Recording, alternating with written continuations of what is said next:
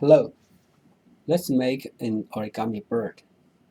There are certainly many ways to make a bird, such as a flapping bird, crane, or a turkey.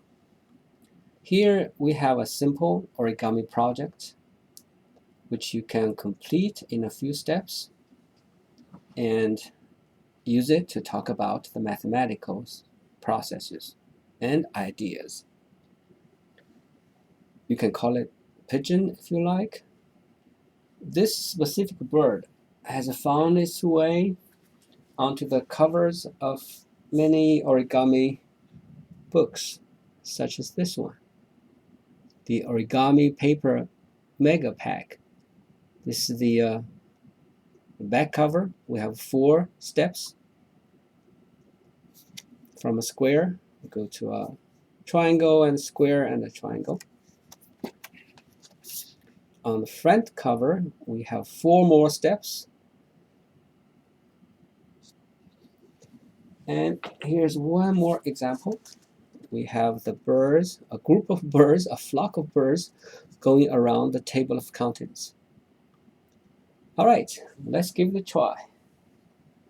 I have a few examples here. Let the birds fly away.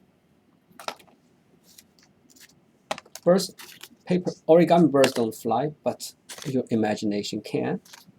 Right, that's the whole point behind origami. I do have a square with some feather patterns on it. It does not show very well on my table, so let's use square with lollipops. All right, here's a 6-inch square. As always, as we usually do, we're going to start from the back.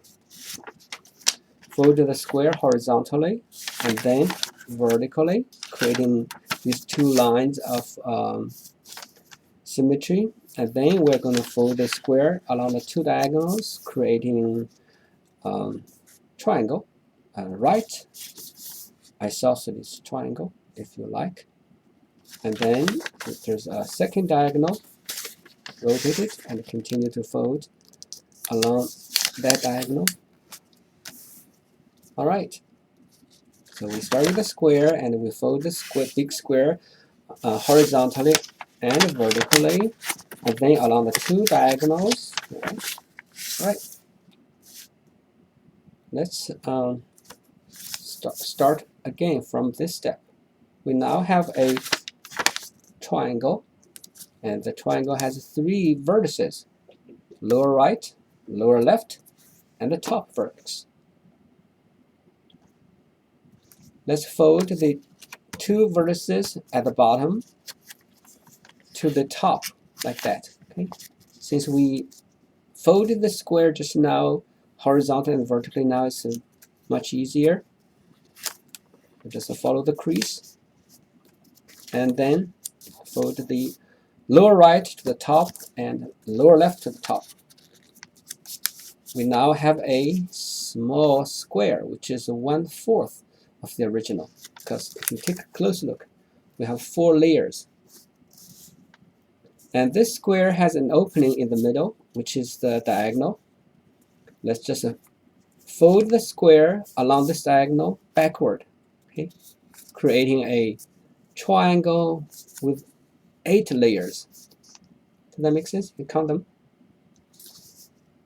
So each triangle is 1/8 of the original. Does that make sense? All right. This is very interesting. This is one moment we need to kind of slow down and talk about the mathematical ideas, the fractional relationships. Next, let's fold. See, look at the, if you hold the triangle this way, and you have a point, this left point in my picture, and you don't have well, all these layers are connected at this point. Okay, and on the other side we have 1, 2, 3 pieces, 3 flaps. Okay, so we're going to fold this one corner here to the top corner like that. Okay, do it again slowly. Take this corner and fold it to the top. Now we have 16 layers there, right? Many layers now. Just press hard. All right, and then if you like, you can fold it backward and do the same thing, just to make sure that crease is flexible. Okay, fold it backward like this.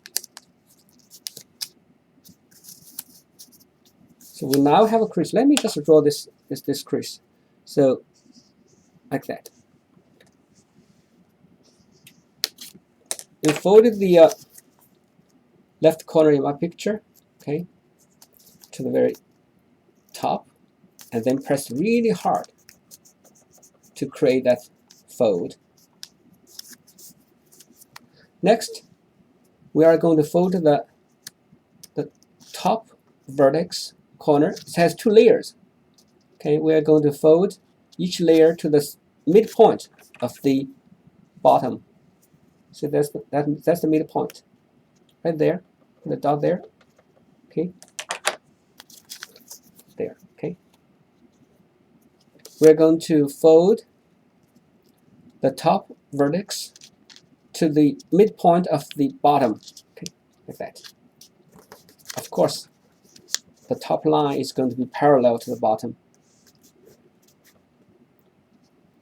And we still have a second layer, and that goes to the midpoint on the back. You can flip it, okay, and fold the top to the midpoint of the bottom like that. Okay. Our goal is to create that crease. Let me just draw these creases. There's one there. There's another one we created a moment ago. Makes sense? Horizontal one and diagonal. All right. On the other side, we have a horizontal crease line, and we have another one there. Does that make sense? And depending on the way you hold the triangle, this next step can be different. Essentially, our goal is to fold, see, these 2 flaps. Okay, there's a middle layer, there's a top, there's a bottom. We're going to fold these 2 upward. Okay, we're going to put your finger in it and fold this piece along this line. Okay, you see the parallelogram there? We have a parallelogram here. We're going to take this piece and fold it along that line, and then allow the top corner to follow along, and press it down. Make sense? Almost one more time. Put your finger in it, lift up this piece and rotate it a little bit, and allow it to fall down and make that horizontal crease. It's not that hard if you just play with it. And of course, on the other side, we can do the same thing. We're going to lift this piece and then fold it, push down like that. Push down like that. Okay. All right. Lift it up and fold it. And then we have a shape that looks like a boat. Does it look like a boat? These are the 2 wings of the bird. Okay. All right. Look at the shapes we have. We have the 2 wings are 2 parallelograms. Next, we are going to fold the tail of the bird. If you can imagine a line here, all right, cut through the cupcake, like this line. We're going to fold the bottom, okay, onto this line. Does that make sense? Half the bottom, the right part, the tail. Fold it onto that line, creating a smaller parallelogram. See, we are using a lot of parallelograms. Does that make sense? And you can fold it backward if you like. Flip it and fold it backward, like this. All right, let me just draw that crease there, so you know what we're doing. This one. And there's another one on the other side. Let me also make a mark there. Okay. All right. Next, we are going to do what is called a outside reverse fold. If you just open the bird a little bit and push the tail down and allow the two parallelograms, the little parallelogram, to go up like this, and continue to fold them up, so you are going to have a shape like this. Okay, press them down. It does not have to be perfect. And after a few experiments, you are going to get perfect at all these steps. So that's the tail, and there are many ways to manipulate the tail if you like, but for now, let's leave it as it is. Now we have the tail, we have the two wings, and the head does not quite look like a head, right? And what we are going to do is we're going to fold the head a little bit along a line like that. Just imagine a little triangle there at the top. Fold it. Okay. Estimate. Create that crease. And then we're going to open it a little bit and then allow this triangle to, this is called a inside reverse fold. Push it down a little, creating that the head, the bill of the bird, like that. Does that make sense? Look at the mathematical shapes. We have parallelograms, the wings, two more parallelograms for the tail, and a couple of triangles here and there.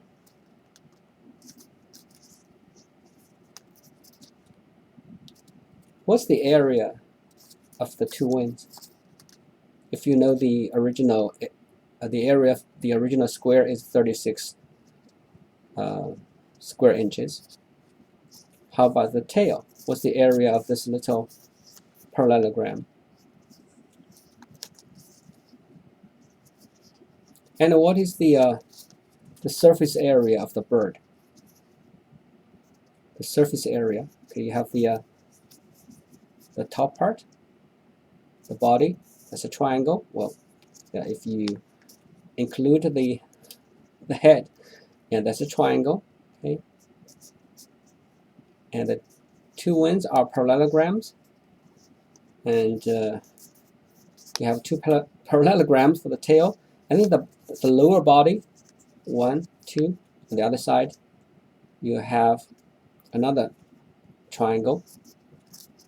So by referring to the original square, we can calculate the surface area of the bird, if you like. Otherwise, it's just a origami bird. Now we have a family of birds. Right, give it a try and see if you can further twist the process and make a better bird. Again, our goal is not necessarily to make a bird, but to do something to understand the connections of all these beautiful and simple ideas in geometry. All right, have fun. Thank you.